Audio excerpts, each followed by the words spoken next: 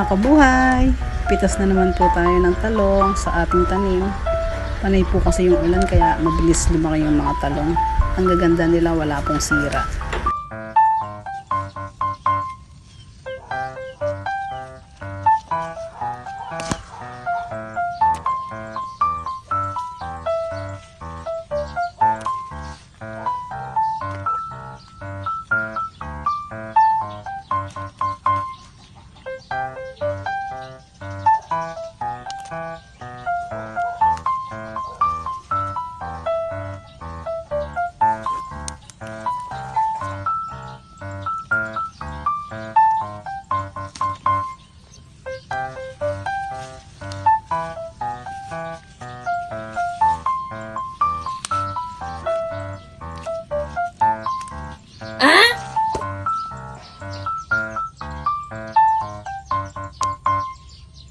Wow! At ayan na po, ang mga talong na nakuha ko. Yun lang po, salamat!